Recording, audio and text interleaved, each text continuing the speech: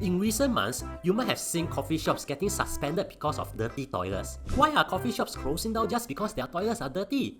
Watch on and you'll realize that this might change soon. So, in the past, you likely have never read news about coffee shops being suspended over dirty toilets. But now, reports of these suspensions pop up almost as often as influencers posting vacation throwbacks that nobody asked for. Has the law changed? Well, no, but enforcement has become a lot stricter. Just think of it this way, jaywalking is illegal, right? But if everyone who jaywalk get fined, Singapore will be so rich that our CDC vouchers could be $10,000 a month.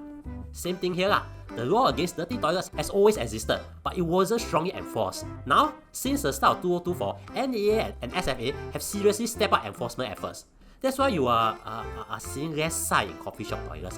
In 2023, only one coffee shop was suspended for toilet-related offences. In 2024, the number jumped to 10. We are not even halfway through 2025 and already 8 coffee shops have been suspended. And here's the thing, these coffee shops were not suspended over one small issue.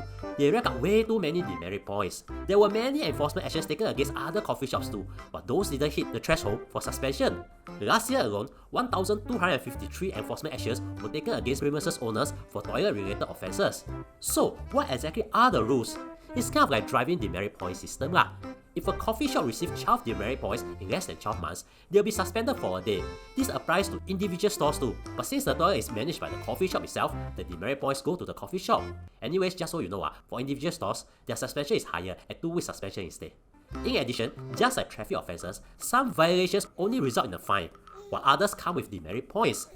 I've left a link showing the full list of offences and points in the description, but here are some interesting ones related to toilets. An example of a not so serious offence with no demerit point is that if a coffee shop doesn't maintain a cleaning schedule or record, it can be fined up to $500.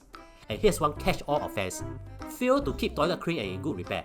That's a fine of up to $500 and 4 demerit points. And here's the most shocking one. If the coffee shop doesn't provide toilet paper or soap, it can be fined up to $500 and slapped with 6 demerit points. What? All coffee shops can close down now.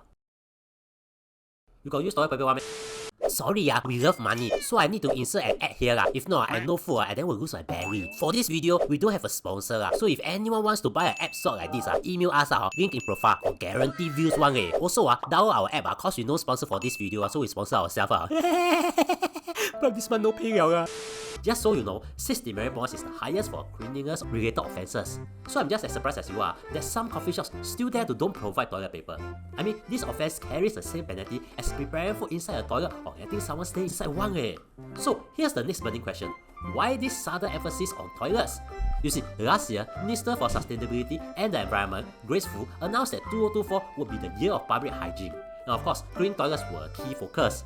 A task force, a legit one, called Public Toilets Task Force was formed to tackle the problem. And no it wasn't chaired by him. Gam Kim Yong is the task force man. Gam Kim Yong, task force man. It was led by Senior Parliamentary Secretary for Sustainability and the Environment, Bae Yen Kim, and Public Hygiene Council Chairman Andrew Kwong. Early this year, they have proposed various ideas to improve coffee shop toilets, including grants for renovations and deep cleaning. Now, it's unknown whether, in the future, whenever a new coffee shop is built, cockroaches will start to propose to each other as they see the coffee shop as their new BTO. But nevertheless, a lot of resources have been put into this, so hopefully, we won't avoid coffee shop toilets like how we avoid insurance agent and MRT station entrances. If you want to know more about why some MRT stations are actually bomb shelters instead, watch this. And thank you for spending almost 3 minutes with me. I really appreciate it.